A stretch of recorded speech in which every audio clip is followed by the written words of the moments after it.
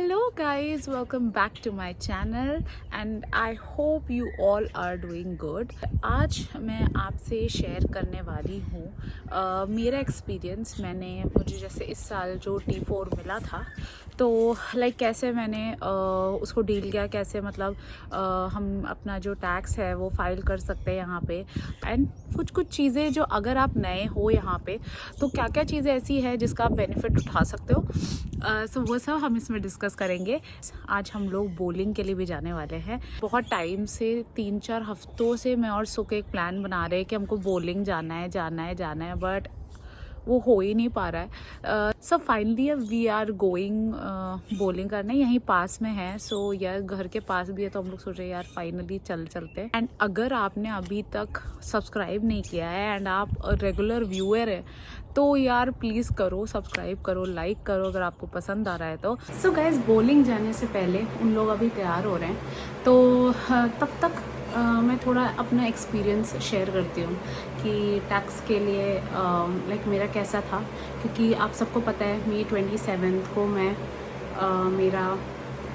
पिछले साल मई 27 को मैं फ़र्स्ट टाइम इधर आई थी कनाडा में। सो दिस ईयर ये मेरा पहला साल है जब मैं टैक्स फाइल कर रही हूँ। तो फर्स्ट ऑफ ऑल तो मैं बहुत ही ज़्यादा नर्वस थी, थोड़ी कंफ्यूज थी कि कैसे क्या होता है, बिकॉज थोड़ा सा था मुझे कनाडा में कैसा होगा सिस्टम ये सब। तो बट या आई हैड फ्रेंड्स और मतलब इधर पे है कोई ना कोई हेल्प कर ही देता है। मार्च स्टार्टिंग में ही मुझे मेरा T4 का जो पेपर है वो मुझे मिल गया था। T4 जो पेपर होता है टैक्स का वो आपकी कंपनी के थ्रू आपको मिलेगा, तो वो उसे T4 कहते हैं। तो मुझे अपना मिल चुका था एंड देन मैंने अपनी फ्रेंड का वेट किया कि उसको जब T4 मिल जाएगा तो हम लोग साथ ही में फाइल कर सकते हैं। तो वैसे ही मैंने किया एंड वो पहले से ही है थोड़ा, तो उसको थोड़ा सा और नॉलेज भी था। जो अभी चल ही रहा है, अप्रैल 30 तो अभी दूर है। तो जिन लोगों ने अभी नहीं किया है तो उन लोगों को मैं बताऊंगी कि जैसे और भी कई स्कीम्स बेनिफिट्स होते हैं हमारे लिए, स्टूडेंट्स के लिए भी होते हैं, PR के लिए भी होते हैं। तो वो सब चीज़ें आप देखना पहले से ही, क्योंकि मैंने मार्च की एंडिंग में ही, जो एंड में था तभी मैंने अपना टैक्स फाइल कर दिया था। तो लेकिन तब तक मुझे पता चला था कि हम लोग को जब हम फाइल कर रहे तो हमको पता चला कि एक रेंटिंग वाला एक बेनिफिट था, जो हम अगर मार्च के लास्ट मतलब 10 डेज़ के पहले, मार्च ख़त्म होने के 10 डेज़ पहले अगर हम उस चीज़ को फाइल करते तो हमें शायद बेनिफिट मिल सकता था 500 के अराउंड डॉलर्स, हमें कुछ उसका फ़ायदा मिलता। बट तब तक उसका पीरियड ख़त्म हो चुका था। सो ऐसे कई बेनिफिट्स होते हैं। हमने वेलकम कनाडा करके एक और है उसके लिए भी अप्लाई किया है। सबसे पहला स्टेप रहता है, अगर आपके फ्रेंड्स हैं तो आप अपने फ्रेंड्स के थ्रू अप्रोच कर अकाउंटेंट का पता करो, नंबर निकालो, या तो ऑनलाइन में भी आपको मिल जाते हैं, अच्छे रेटिंग्स मिल जाती हैं, तो उसको फिर अप्रोच करके आप उनको सिंपली बता सकते हो। ज़्यादा कुछ बहुत बड़ा नहीं है, इट्स वेरी इजी। आप उनको अप्रोच करो, उनसे पूछो फ़ीस कैसी है, कितना फ़ीस आप लोगे टैक्स फाइल करने का। एंड जैसे और भी होते हैं स्टूडेंट्स, लोगों के भी अलग अलग रहते हैं, उनका भी अलग रहता है। जैसे T4 है तो वो अलग रहता है उनका, तो उसके भी अलग चार्जेस होते हैं। जैसे मैंने जो लगाया उसमें वेलकम कनाडा, और मैंने अपना T4 का जो लगाया था, तो आई गेस मुझे अप्रॉक्सीमेटली पर मतलब एक का 35 या 40 कुछ पड़ेगा आई गेस अराउंड, एंड दूसरे वाले को भी ऐसे ही कुछ 40 या 50 या 30 कुछ ऐसे लगेगा। तो ओवरऑल कह सकते हैं $80 $75 के बीच में कुछ हो जाएगा। 3 चीज़ें वो मांगी थी, तो हम लोगों को कहीं जाने की ज़रूरत नहीं पड़ी थी, उन्हें कॉल पे हमको बता देते कि क्या क्या चीज़ें ज़रूरत पड़ेंगी। पहला था T4 जो हमें कंपनी से मिला है, तो उसका उनने बोला था एक PDF फॉर्मेट में उन्हें ईमेल कर दे। तो ऐसे 3 डॉक्यूमेंट्स मांगा था उनने, जो PDF फॉर्म में उनको चाहिए था तो उनको भेजना पड़ा। तो 3 चीज़ें क्या थी, T4, आपका COPR, या तो आपका स्टूडेंट का है तो स्टूडेंट वीज़ा का जो आपका जो लेटर है वो, और तीसरा जो बैंक से आपको जो वॉइड चेक मिलता है उसका स्कैन करके आपको PDF फॉर्मेट में आपको भेजना है। So these were the 3 things जो मैंने भेज दिया था। एंड यस उसके बाद उन्होंने कहा था कि वो कॉल करेंगे और टैक्स वो जब हो जाएगा रेडी एवरीथिंग वो हमें मतलब वो फिर उसके बाद हम लोग ये टैक्स फाइल से रिलेटेड डिस्कस करेंगे, वो कई चीज़ें हमें बताएंगे। सो इतना ही है बेसिकली ये प्रोसेस। एंड ये जैसे आपने सुना भी होगा, सुनने में आपको समझ में होगा कि ये ज़्यादा डिफ़िकल्ट नहीं है, ये बहुत ईजी है।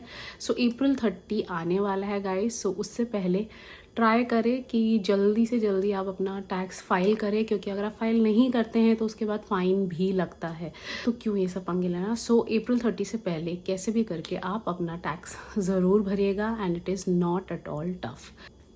सो गाइज आई थिंक सुख रेडी हो चुकी है, तो हम लोग चलते हैं बॉलिंग के लिए एंड वापस आके हम लोग थोड़ी और बात करते हैं। So guys without wasting any more time let's go.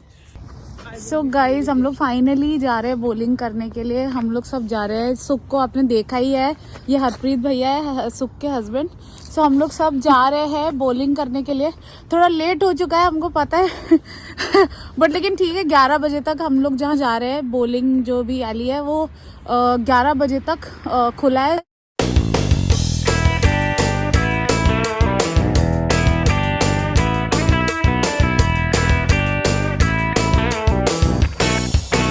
Guys finally हम लोग बोलेरो पहुंच चुके हैं। यहीं पे यही था बॉलिंग का और हम लोग बहुत मतलब पास रहते थे, अभी हम लोग रियलाइज़ कर रहे हैं इतना पास ये था।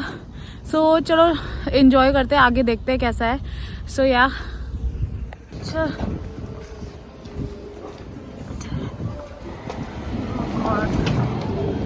गाइस हम लोग एंटर कर चुके हैं। ये एरिया भी है लाइक यहाँ पे बच्चे खेल सकते हैं, लाइक बॉलिंग के साथ साथ ये भी अवेलेबल है।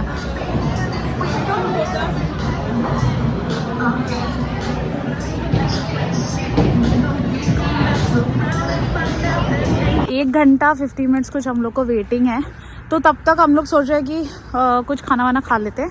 तो वही खाने जा रहे हैं। यहाँ पे पास में कोई एक रेस्टोरेंट है तंदूरी मसाला करके तो वही हम लोग जा रहे हैं। सो यस फिर उसके तब तक आई गेस टाइम हो जाएगा, तो हम लोग वापस बॉलिंग करने जाएंगे। ओके फास्टिंग भी चल रही है, तो अभी वेजिटेरियन वाले ऑप्शंस मुझे बॉलिंग वाली जगह पे मिल नहीं रहे थे ज़्यादा, तो यस तो यहाँ पे डेफिनेटली आई गेस मिल ही जाएगा। So finally we are here. कि हम लोगों ने देखा था बॉलिंग एरिया, आप लोग सोचोगे बॉलिंग एरिया के वहाँ पे भी मिलते होता है रेस्टोरेंट, बट वहाँ पे वेज ऑप्शंस कम थे एंड मुझे भूख बहुत ज़्यादा लगी थी। So guys let's see. So guys I hope यहाँ पे हमको कुछ खाने को जाएगा। सो चलो चलते हैं। अभी मुझे याद आ रहा है कि मैंने यहाँ से खाना भी शायद मंगाया है so guys we are here.